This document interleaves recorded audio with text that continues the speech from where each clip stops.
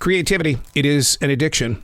When you start looking at it like that and you start understanding why you are like that and that you can work together, it works. It really does work. Listen to your mind, body, and soul. Take some notes and grow from there. Unplugged because we will always say yes to creativity. Totally Uncut because we all make mistakes. So turn it into a tool. This is Arroe Unplugged. I love the way that podcasting has grown by way of extending not only the reach, but the view and the word.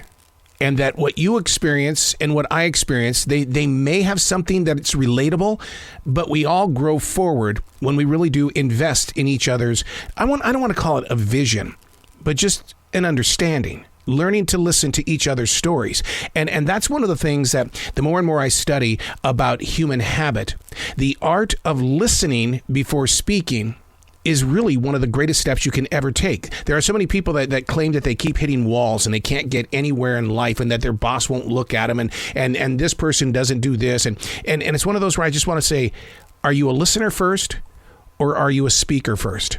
Because if you're trying to dominate the conversation, somebody's got to be the alpha dog and it doesn't have to be you. Hey, it's Arroe. This is The Daily Mess, a chronological walkthrough an everyday world. I am a daily writer for 27 years. It's putting pen to paper. And it's not writing dear journals. What it is, it's about experiencing what is happening in the real everyday world. It's almost like writing a letter to a future self. Now, sometimes, in fact, it was Brooke Butler this morning that was talking about how, listen, this is what it is. It's your future self reflecting to your present self. Ooh, different points of views and directions. I like that. See what happens when you listen? This is The Daily Mess. In today's world, what does it really mean to go the extra mile? Your boss probably shares that with you all the time, or maybe you've used those words on your own children. Go the extra mile. Most businesses are grateful that 3/4 of their current staff has showed up. At my essential job, I do step up a lot. Not because I want to be recognized for it, but because all of my managers are visibly dedicated to bringing their customers a quality product. When I see the people above me busting serious tail, going the extra mile, I want to be a part of that gang. I want to be part of how they're reaching and how they got to where they are. Now, from what I've experienced in the past 11 months, I'd say they go the extra mile. But where is the inner core victory and or celebration? This is not a judgment. What I mean by that is that most people don't wear the extra mile very well. It's almost like that term, resting bitch face. No matter how great things might be, the facial expressions appear to be what they really aren't. For 2 years, our faces have been covered by masks. We've had to learn how to study the body language as well as the eyes. For most who go that extra mile, man, I don't know about you, but our bodies are beat up, and it doesn't have the strength to fully jump up and down for joy. And I do really need to explain the shape of our eyes. Uncertainty and a lack of trust plays games with those things, those windows that are leading others into our souls. We were talking about that resting bitch face. And that's another subject that Brooke Butler and I got on. And we talked about how standing in front of the mirror to basically see how our facial expressions take place when we have certain thoughts and ideas and things like that, because we can't see what we're developing and what we're projecting out there.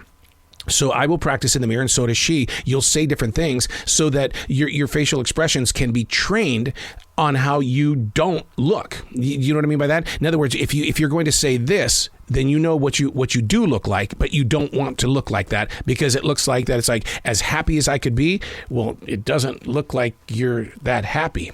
I get busted all the time when I'm educating future broadcasters because they don't understand my passion to be there, to share with them these new things, these tools and these ideas that's going to help their dreams come true. And they sit there and they go, are you trying to sell me something? No, I'm not trying to sell you anything. What I have here for you is that I have so much passion for what I'm doing. Is my face not looking like what I'm trying to deliver? And talking with Brooke Butler, I mean, maybe that's it. Maybe what I need to do, instead of smiling with my passion, maybe I need to direct my attention more toward them. Because if they're sitting there with rested faces, then why am I trying to be a beam of light? thinking that, well, wow, if this guy's happy about things, then I want to be happy too. When in reality, it's almost like the martial artist. As a black belt in martial arts, when I was instructing class, if I was with white belts, yellow belts, or even green belts, that's who I was as a martial artist. I wasn't the black belt in front of the class. I would lower my thinking to the white belt, yellow belt, green belt. And then if you run into students who want to be black belts and really all they are is maybe a blue belt with a stripe on it, but yeah, I'm ready for it, man, I can be a black belt. They have so much more growing to do. And I think that in this day of learning where everybody's trying to get a full education within a matter of weeks instead of years for it, what happens is they think they're brilliant even as we speak, but they haven't learned the methods of what it takes to be a creative mind. And that passion really isn't really something that I'm feeling in the moment of now. It's taken years to develop that passion. It's taken a lot of loss to develop that passion, to see how you've been inside that hole and made your way out. And by God, I'm not going to let anybody else fall in that hole. And that's the passion. That's the desire, the perseverance. So when I do talk about it in today's world, what does it really mean to go the extra mile? Are you doing the extra mile? Or maybe your extra mile is really only a couple of inches. That's a truth between you and yourself. I'm not here to judge anybody. I'm Arroe, and that's the Daily Mess.